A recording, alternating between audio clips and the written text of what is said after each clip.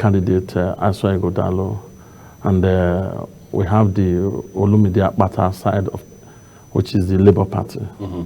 And I think over the weekend, we also saw the side of the former deputy governor, the impeached deputy governor, trying to kickstart his own political activities in Edo North with a welcome and well-celebrated gathering of people. You know, it's interesting, now that you mentioned Felix Shaibu, I mean, in recent history, as far as Edo State and its politics are concerned, it will appear no politician has been this embattled. So when you say he has kickstarted his political activities, to what end? Because he says he's still in the PDP, he has been impeached as the deputy governor, he's now the former deputy governor, he's not in the good books of Obaseki, he's not friends with Aswa Godalo. Of course, he has even alleged that Aswa Godalo sponsored this impeachment. It's not... I mean, so of what political value or relevance is Comrade Philip Shaibu? Yeah, it's relevance and political worth in Edo State in general, and its domain, Edo North in particular, cannot be underestimated, especially at this crucial period of time. And it's unfortunate what has happened to him. And you said he's one of the most embattled deputy governor in history. I think that gives rise to the fact that he has been impeached, the first and only deputy governor to be impeached in Edo State. His political intrigues and issues actually were the outcome or started in 2019, 2020, you know. So everything played out for their own good when he was with the governor. And when no longer with the governor, with his political ambition, it went south for him politically. And right now, he's hibernated, sort of, but he's trying to put himself in the political space to be relevant. And definitely, with the legacy fashion of the PDP in Edo State, they've all welcomed him. Danobi has welcomed the national vice chairman of the party, South has welcomed him. And those ones are also working underground to be fed, to be known, to be valued in the run-up to the September 2024 governorship election. And we know where they are already pitching their tent with. I guess with the APC. We know with the APC. They are already pitching their tent against the Obaseki-led... That's in favor of the APC? Of course, everything pain to PDP is gain to APC right now. So it's a zero-sum movement? Of course, we need more of them. We need more of their distraction in the PDP. You know, it's not holding. A structure that is not holding cannot formidably drive any political electionary. And you can see the APC is waxing stronger every day. You saw the outing over the weekend of the governorship aspirant, Senator Monday Okpewolo, a.k.a. Abakomiza. And you also see in the media what the deputy governor is doing with the diaspora Benin. Remember, Edo has more than enough people living abroad. So their influence... Who don't vote? No. Their influence in the political happening in Edo State over the years has helped to shape electionary and elections results in Edo State. You cannot deny that because they have assemblies down here in Nigeria. They even contribute more, they sponsor, they influence, they participate actively. Some people come down to vote. Some have voters card in Nigeria even before they travel abroad. And they have assemblies they can give directive and direction to. And everything will work out for good. It's APC time. It's the rescue mantra in Edo State right now. And the movement is real, is going well.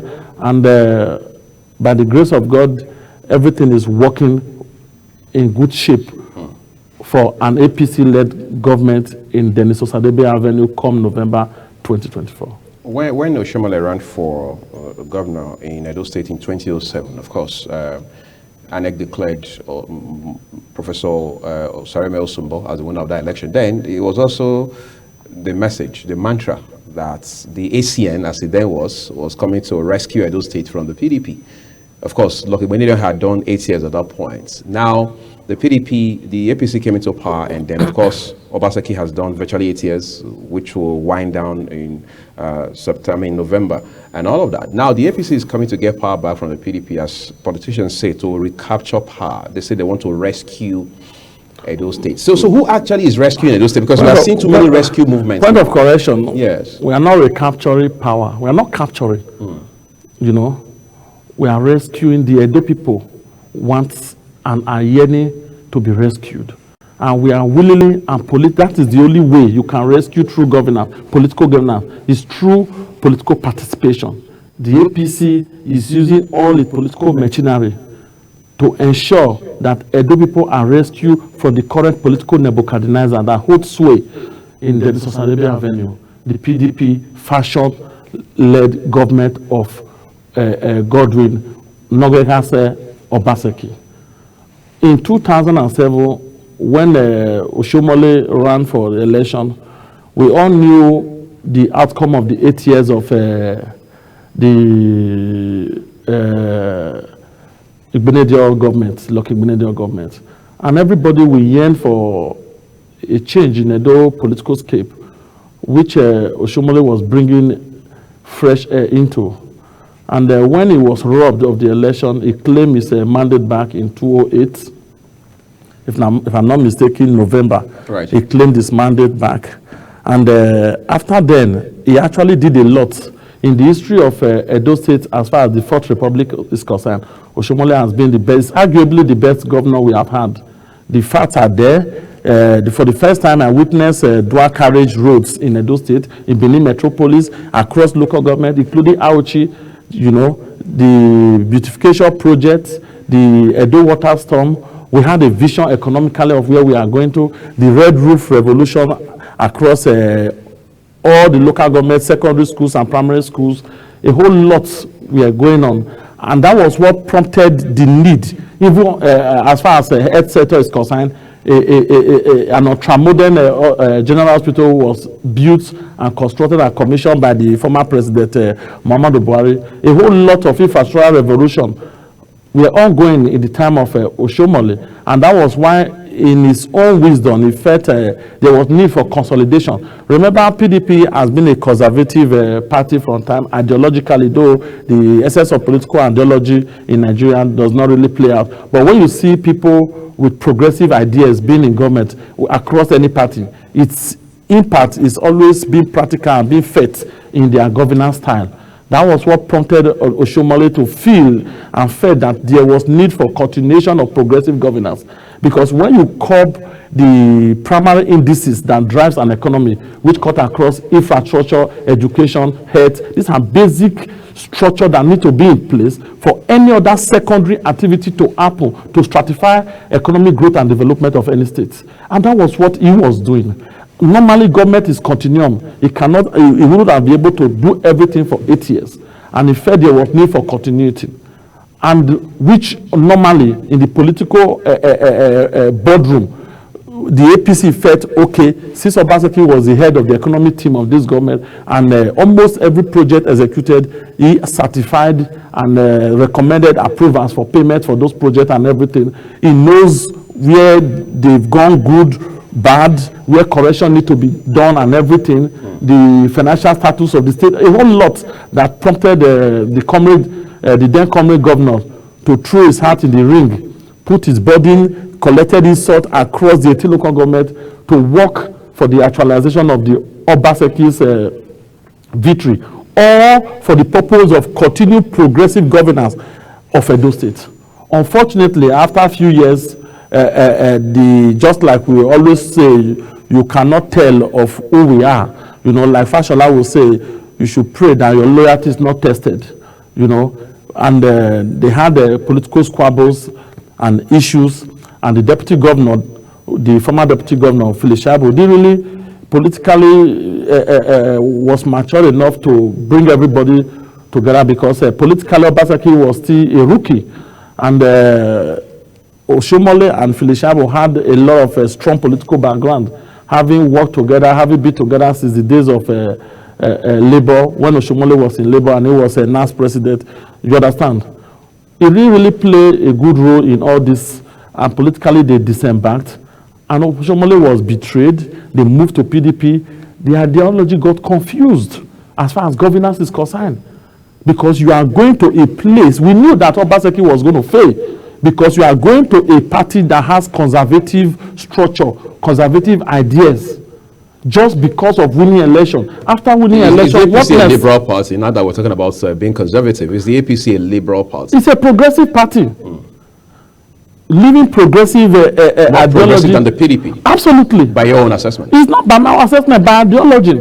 If you look at, maybe another time we'll talk about the political evolution that has happened from the era of UPN that prompted the Shagari administration till date, how the political metamorphosis has happened over the years. If you still sit down today, you see the traces from to SDP, NRC, to UNCP, now PDP and APC, or ACN and APC. It has always been there.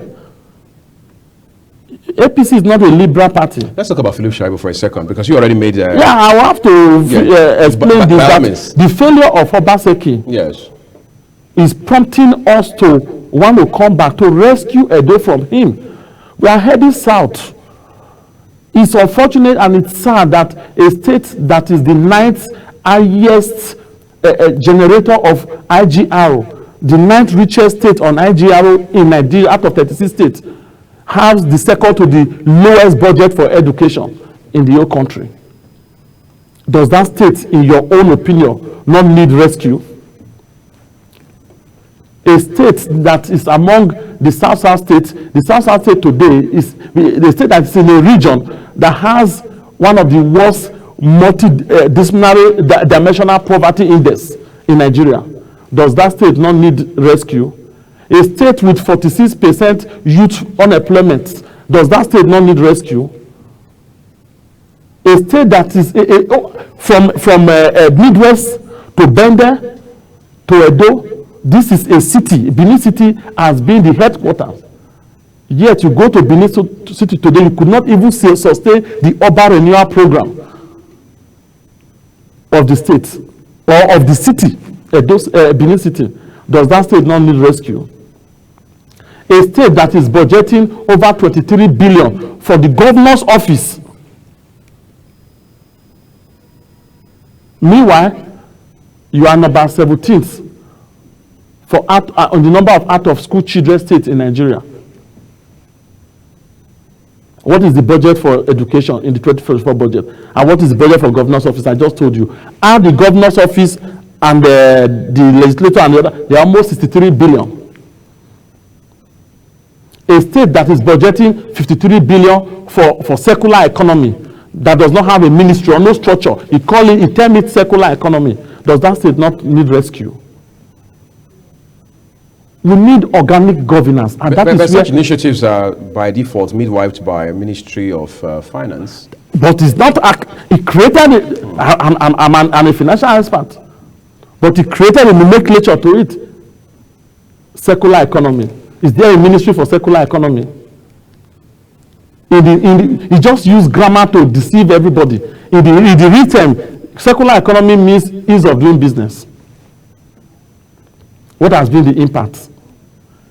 A state that received over 36 billion in investment window from the Emefiele-led CBN during Buhari administration for palm oil production, for smallholders, to give to smallholders palm oil farmers rather, and nothing to show for it. And this money are being invested in other multinational oil, palm oil company like Presco and the rest.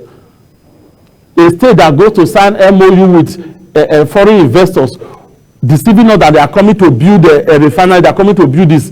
Not on PPP arrangement, you are not doing public-private partnership. You told us that they are only owned, your own is to support them with maybe land or whatever. At the end of the day, you move those state money in billions to be the first startup capital for a private company, building a private project in Edo State that is only owned by the same private people. Does that state not need rescue? A state where Oshomole invested about $2 million in Azura Power to improve power generation. Azura Power is in Adowawa. You came and divested millions of dollars for of our Edo State investment in Azura Power Project and divert it that you are using it to build a Benin Industrial Park or Enterprise Park. And today, there's nothing to show for it. You sign MOU with a private company, you collected our investment in another place and put it there. State's money. Does that state not need rescue? A state that budgeted 320 billion in 2023 as annual budget. In 2024, where the oil subsidy has been removed, where you are now earning, if you 3 months ago, our allocation was almost 11 billion. Federal allocation, not talk of IGRO. And in 2024, you are still budgeting 321 billion. A state you cannot, there's no accountability where you can come out and tell us the 30% derivatives that every other state has confirmed, has told their people, including Rivers State, that this is what we receive. Accumulated, the one that they were owing, that Buhari paid. You cannot tell Edo people. So you cannot show us. The list goes on.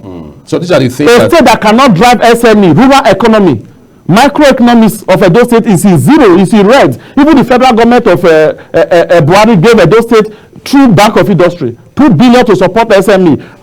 As he told us, who has received 1 naira, 3.9 billion cassava program. As he told us, who collected any. I'm just talking of agriculture, 25 billion agripreneur support fund warehouse in Sterling Bank, the same Sterling Bank that is being chaired by Asha Igodalo. But he has resigned his chairmanship of the Of course, when he was there as the chairman, the money is still warehouse. They should explain to us. Let's talk about what Senator Monday Okpebholo will do to change all of this, because there's also the conversation about how that his loyalty is already with the party leaders as against Edo people. What the loyalty is with the Edo people. What is party leader? There's what is called party politics and governance. They are two different things. We are doing elections right now. Every party leader in APC is needed, is welcomed. At the same time, the goal is to serve the Edo people. Senator Monday Okpebholo, aka Makomiza, stands for service, absolute service, with all sense of humility. Organic, for the first time, we are going to be experiencing organic governance. What does that mean in this context? Homegrown. We are not bringing people from Lagos to come and be governors in Edo State. People that cannot even speak to they don't understand the states. Edo State has become a rent-seeking state into their pocket over the years for too long. Go to Edo State today, as you are paying anything you are paying to government coffers goes to Sterling Bank. Anything government. But there's nothing wrong with that. Every state government has. I just told you, official bank. Official bank. Yes, Sterling Bank has become official bank, and the same chairman of the Sterling Bank is now being projected by the incumbent governor. Former chairman is now being presented. Are projected by the incumbent governor. Does that constitute, or does that ironically conflict of interest? Of course, ironically, the same man is the chairman of the economic team for the past 8 years of Obaseki. So it's part of the failures of Obaseki. You've been to Benin so many times. Is that the kind of city that Oshomole bequeathed in 2016? Are we regressing or we are progressing? That is the pride of Africa, that city, the great Benin Kingdom. A state that the governor does not have any relevance, any regards for the traditional institution. To the extent of having to have any form of swap, directly or indirectly, with the palace, the most revered palace and kingdom in Africa to live in, still existing today. With all sorts of responsibility, that is a kingdom that cannot be uttered by any government in Nigeria.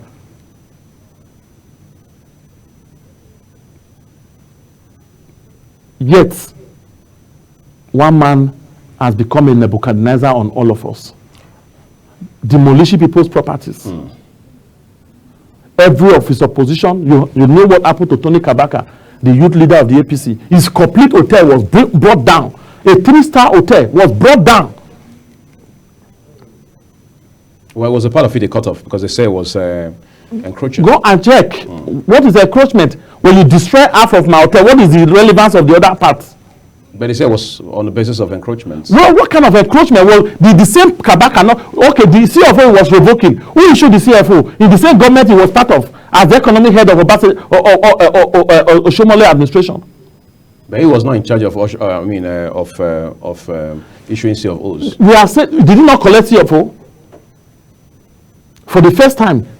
Because he didn't have a land in Benin, a governor that does not have a land in his own state, talk less of a house, and you are bringing another person that does not even know road to his house, to his village. He cannot. You need to go with interpreter to go and talk to your people, and you say politics is local.